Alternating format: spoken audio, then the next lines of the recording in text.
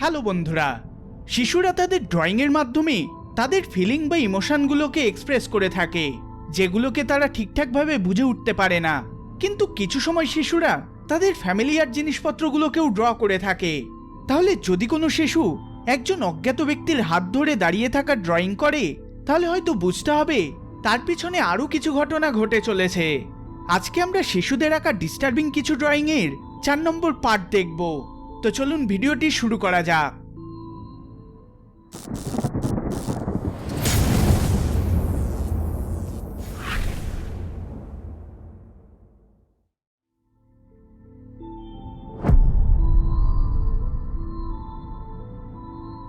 মার্টিনের দুজন ছেলে মেয়ে রয়েছে। তার বড় মেয়ের বয়স 6 বছর আর 3 বছরের তার ছেলে। মার্টিন ডিস্টার্বিং কিছু শেয়ার করেন, যেটা সে এবং তার ওয়াইফ হালেই ডিসকভার করেন। তাদের মেয়ে, যার নাম জেস, সে আঁকতে খুবই ভালোবাসে। তাই তার বাবা মা তাকে আঁকার সমস্ত প্রয়োজনীয় সরঞ্জাম এনে দেয়। জেস খুবই শান্ত প্রকৃতির মেয়ে এবং ঘন্টার পর ঘন্টা তার আঁকাঝোঁকা নিয়েই কাটিয়ে দেয়। জেসের ঘরের চারিদিকে তার ড্রয়িংয়ে ভর্তি থাকে, এমনকি তার স্কুলের ব্যাগেও আঁকার জিনিসপত্রে ভর্তি থাকে। জেসের বেশিরভাগ ড্রয়িংই নর্মাল ও ইনোসেন্ট। যাই হোক, একদিন মার্টিন জেসের ঘরে একটা ড্রয়িং খুঁজে পায়, যেটা দেখে সে প্রথম দিকে কনফিউজ হয়ে পড়ে। ছবিটিতে একটা র্যান্ডম দেখতে মেয়ে জেসের হাত ধরে দাঁড়িয়ে রয়েছে, কিন্তু এটা জেসের মা নয়। মার্টিন জেসকে এই মহিলাটিকে সেই বিষয়ে জিজ্ঞাসা করে। জেস বলে এই মহিলাটি মাঝে মধ্যে তাকে ভিজিট করতে আসে। মার্টিন ভাবে এটা হয়তো 6 বছরের মেয়ের কোনো কাল্পনিক বন্ধু। যখন মার্টিন জেসকে মহিলাটির নাম জিজ্ঞেস করে, তখন সে বলে তার নাম লুসিয়া। এটা শুনে মার্টিন চমকে ওঠে। সে ছুটে গিয়ে তার ওয়াইফকে ড্রয়িংটি দেখায় এবং তার ওয়াইফকে বলে যে এটা তার বোনের মতো দেখতে লাগছে কিনা। প্রথম দিকে তার ওয়াইফ বলে যে এটা যে কেউ হতে পারে, কিন্তু মার্টিন যখন বলে তাদের মেয়ে এই মহিলাটির নাম লুসিয়া বলেছে, তখন তার ওয়াইফও খুবই অবাক হয়ে যায়। লুসিয়া হলো মার্টিনের ওয়াইফের মৃত বোন, যে জেসের জন্ম নেওয়ার আগেই মারা গিয়েছে। মার্টিন ও তার স্ত্রী জেসের ঘরে গিয়ে জেসকে লুসিয়ার ব্যাপারে জিজ্ঞেস করে যে কে এই লুসিয়া। জেস পুনরায় বলে যে সে কখনো কখনো আমাকে ভিজিট করে থাকে। তারা জেসকে বলে যে কখন লুসিয়া তোমাকে ভিজিট করে থাকে। তখন সে বলে যে বেশিরভাগ রাতের সময় যখন জেস তার ড্রয়িং করে। মার্টিনের ওয়াইফ তাকে বলে যে যখন তুমি আবার লুসিয়ার সাথে দেখা করবে, তখন তার পুনরায় একটা আরো ডিটেল ছবি ড্র করবে। জেস রাজি হয়ে যায়। তারপর থেকে মার্টিন এবং তার ওয়াইফ জেসের উপর নজর রাখতে শুরু করে। এখন থেকে জেসের ঘরের দরজা আধখোলা অবস্থায় রাখা হয়, যাতে তারা জেসকে কারোর সাথে কথা বলার শব্দ শুনতে পায়। কিছু রাত পরে মার্টিন ও তার স্ত্রী রান্নাঘরে থাকার সময় জেসকে কারোর সাথে কথা বলতে শুনতে পায়। তারা দুজনে চুপচাপ রুমের পাশে দাঁড়িয়ে তার মেয়ের কথা শুনতে থাকে। একটা দীর্ঘ নিস্তব্ধতা, তারপর হঠাৎ করে ফিসফিস করার শব্দ, যা শুনে বোঝা যায় যে জেস কারোর সাথে বকবক করে চলেছে। একটা সময় পরে জেস বলে ওঠে তারা তোমার ব্যাপারে জিজ্ঞাসা করছিল যখন তারা তোমার ছবি দেখে। তারা চাই পুনরায় আমি তোমার ছবি আঁকি। তারপর জেস চুপ হয়ে যায় আর মার্টিন এবং তার ওয়াইফ রুমের ভেতর প্রবেশ করে। তারা জিজ্ঞেস করে তুমি কি লুসিয়ার সাথে কথা বলছো? জেস মাথা নাড়িয়ে হ্যাঁ বলে। তারপর জেসকে জিজ্ঞেস করে লুসিয়া এখন কোথায় আছে। জেস ঘুরে রুমের একটা নির্দিষ্ট কর্নারের দিকে তাকায় এবং বলে সে ওইখানে দাঁড়িয়ে রয়েছে। মার্টিন এবং তার ওয়াইফ রুমের কর্নারের দিকে তাকায়, কিন্তু কিছুই দেখতে পায় না। তারা দুজনেই ঘরের ভেতরে একটা আনইজি ফিল করতে শুরু করে।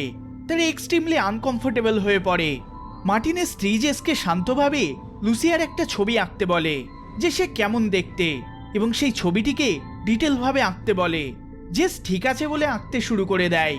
মার্টিন ও তার ওয়াইফ জেসকে আঁকতে দেখে ঘর থেকে চুপচাপ বেরিয়ে যায়। কিছুক্ষণ পরে জেস তার মা বাবাকে ডাকে। সে তার আঁকা ছবিটিকে দেখায়। ছবিটি তার মা বাবার ভয়কে আরো নিশ্চিত করে তোলে। এই হলো সেই ছবি।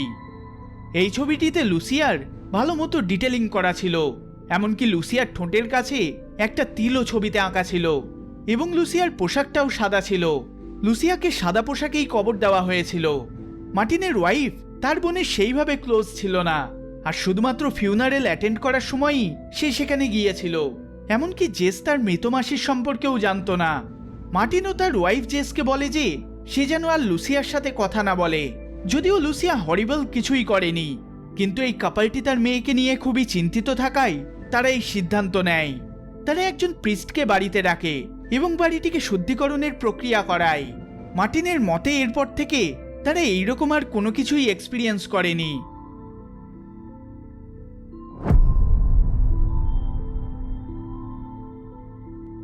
ব্র্যাড এবং জিনের মেয়ে মলি। মলি যখন 5 বছরের ছিল তখন এই ঘটনাটা ঘটে। তার বাবার মতে মলি খুবই শান্ত ও ভালো মেয়ে, যেটা এই ঘটনাটাকে আরো ক্রিপি করে তোলে। মলির মা বাবার রুম মলির রুমের ঠিক পাশেই। এক রাতে মলি ছুটে তার মা বাবার ঘরে চলে আসে আর বলে যে তার ক্লজেটে কোনো কিছু রয়েছে। তার বাবা তার সাথে তার রুমে যায় এবং তাকে ক্লজেট চেক করে দেখায় যে সেখানে কেউই নেই। পরের রাতে আবার সে তার মা বাবার ঘরে আসে আর বলে তার ক্লজেটের ভেতরে একটা মনস্টার রয়েছে। এইবার ব্র্যাড আর জিন মলিকে নিজেদের কাছে নিয়ে ঘুমোয়। পরের দিন মলি যে মনস্টারটি দেখেছিল সেটাকে সে ড্র করে এবং তার মা বাবাকে দেখায়। ব্র্যাড এটি দেখা মাত্রই একটু ভয় পেয়ে যায়, কিন্তু সে এটিকে গুরুত্ব দেয় না এবং মেয়ের কাল্পনিক স্টাফ বলে মনে করে। কিন্তু পরের রাতে ব্র্যাড এবং জিন মলির কান্নার ও চিৎকারের আওয়াজে উঠে পড়ে। তারা ছুটে মলির রুমে প্রবেশ করে। তারা দেখে মলির পিঠ দিয়ে রক্ত পড়ছে। দেখে মনে হয় কেউ আঁচড় কেটে দিয়েছে। মলি বলে যে এটা ওই শয়তানের কাজ। ব্র্যাড পুরো বাড়ি তন্ন তন্ন করে খোঁজে যে অন্য কেউ এই কাজ করেছে কিনা, কিন্তু তারা কিছুই খুঁজে পায় না। তারা ভাবে যে মলি হয়তো কোনোভাবে নিজেই নিজেকে আহত করেছে, তাই তারা কিছু না বলে মলির ঘরটিকে চেঞ্জ করে দেয় আর ঘরের থেকে ক্লজেট সহ অন্যান্য আসবাবপত্র সরিয়ে দেয়। এরপরও মলি ভয় পেয়ে বেশ কিছু সময় তার মা বাবার ঘরে আসে। যখন তাকে জিজ্ঞাসা করা হয় যে এটা কি সেই মনস্টার যে তাকে ভয় দেখাচ্ছিল, তার উত্তরে মলি বলে না, সে আতঙ্কিত। কিন্তু সেই রাতের পর থেকে মলি কোনোদিনও মনস্টারের এই কাহিনীটিকে পরিবর্তন করেনি।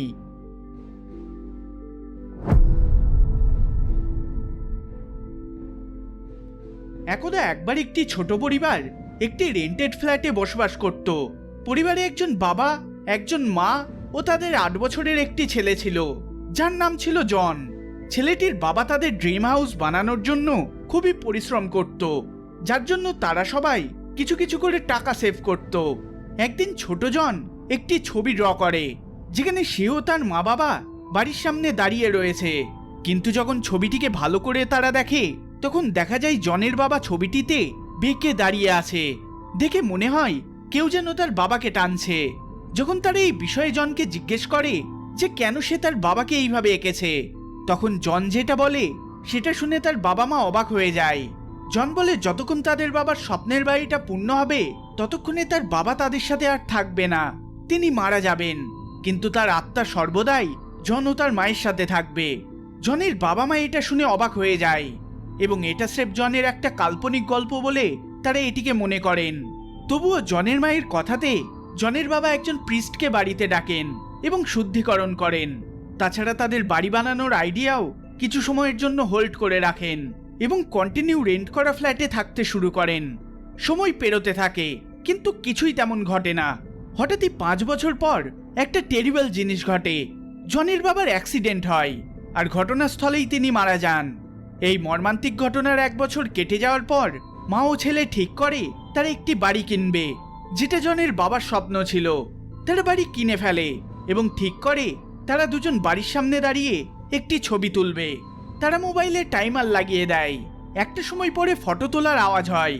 তারা দুজনে যখন ফটোটাকে দেখে তখন জনের মায়ের হঠাৎ করে জনের আঁকা ওই ছবিটার কথা মনে পড়ে যায়। তার মনে পড়ে যে ওই ড্রয়িংয়েও তাদের সাথে জনের বাবা ছিল না, বরং তার স্পিরিট সেখানে ছিল।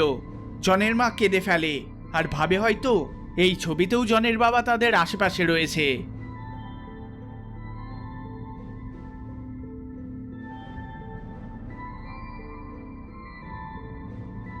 এই ভিডিওটি যদি আপনাদের ভালো লেগে থাকে তাহলে অবশ্যই লাইক শেয়ার করবেন আর চ্যানেলে নতুন হলে সাবস্ক্রাইব করবেন।